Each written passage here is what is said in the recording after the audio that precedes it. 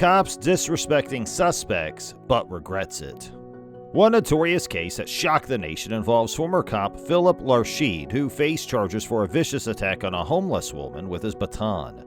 Initially, Larsheed managed to evade punishment as an internal investigation found no evidence of wrongdoing. However, everything changed when a video capturing the assault surfaced online, igniting widespread outrage. The impact of this video was undeniable, forcing the DeKalb County Police Department to confront their own negligence and reopen the case. Join us on a journey that delves deep into the story of cops who disrespect suspects, but they have to regret. The case of Drayvon Ames and Aisha Harper unfolds with thrilling suspense in a world steeped in darkness. From a dramatic firing of Officer Christopher Meyer to an unprecedented settlement, follow the terrifying quest for justice. Public harassment, racial profiling, and police violence continue to plague law enforcement, underlying a fundamentally troubling issue in society. These cases in which purported protectors abuse their power are all too common and highlight the urgent need for changes and accountability. The parents were unaware that their 4-year-old daughter, Island Drake, had taken a doll without paying for it. Police reports say that they were tipped off to the theft by store employees and found the family's car a mile from the store. What happened next is truly shocking. One famous case is that of former cop Philip Larsheed, who was charged with attacking a homeless woman with his baton. When a video of the assault surfaced online, it drew widespread attention to the crime. Larsheed first avoided punishment since an internal probe found no evidence of wrongdoing. However, the video's impact was clear, compelling the DeKalb County Police Department to re-examine the case.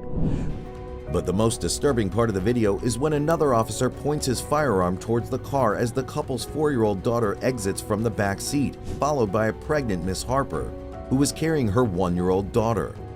An officer yells at her to put the child on the ground and tries to grab her arm. The police stated that the parents were slow to comply, yelling at officers and making movements that appeared as if they might have been reaching for weapons.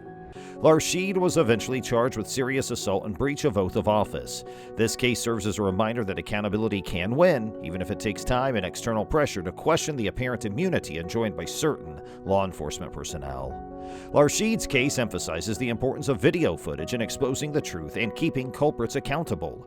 It also emphasizes the significance of public criticism in pushing investigations and prompting law enforcement agencies to take action.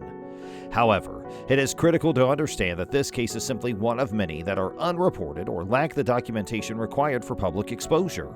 The pervasiveness of such instances necessitates extensive and structural reforms in policing procedures such as better de-escalation training, rigorous disciplinary penalties, and increased transparency and civilian monitoring. The story of nurse Alex Wubbles exemplifies the difficulties that healthcare workers encounter when it comes to preserving patient rights and keeping ethical standards. Little did she know that things were about to get ugly. When Detective Jeff Payne arrived at the hospital, he was looking to draw the patient's blood to check for any chemical substances in his system. He demanded that the nurse draw the sedated patient's blood in order for him to conduct an investigation, but Wubbles refused. Why? Well, because Officer Payne didn't have any warrant. Neither did the officer have the unconscious patient's consent, and nor was he under arrest. When Detective Jeff Payne insisted that she collect blood from an unconscious patient without a warrant or consent, Wubbles found herself at the center of a disturbing event. Wubbles refused to compromise her professional responsibility or the rights of the patient, which resulted in her detention. This episode aroused controversy and garnered global attention, highlighting the necessity of respecting medical professionals' autonomy and establishing clear rules for law enforcement access to patient information. Police Chief Mike Brown took swift action and fired Payne on October 10th. He also issued a statement saying, "I want to be clear, we take this very seriously," he said. I want to be very clear. We take this very seriously. Within 24 hours of this incident, the Salt Lake City Police Department took steps to ensure this will never happen again. We all deserve to know the truth, and the truth comes when you see the actual raw footage, and that's what happened in my case, Wubbles said. No matter how truthful I was in telling my story, it was nothing compared to what people saw and the visceral reaction people experienced when watching the footage of the experience that I went through. She also stated that she will make a donation to the Utah Nurses Association and help spearhead the End Nurse Abuse campaign by the American Nurses Association. Detective Payne's actions were in blatant violation of department standards, and he was subsequently fired from the force. Wubbles received a $500,000 payment in this case, recognizing the anguish she experienced during the occurrence and emphasizing the need of preserving the rights of healthcare professionals.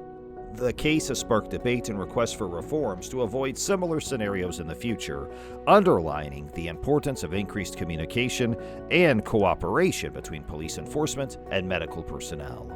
Drayvon Ames, Aisha Harper, and their children's story exemplifies the disproportionate use of force and abuse of African Americans in interactions with government enforcement. Rashid was the one who used his baton to try to restrain and arrest McCrary. He claimed that he was acting within the scope of his duties. At first, Larsheed was cleared of any wrongdoing in an internal investigation, but that all changed when a video of the incident surfaced on the internet.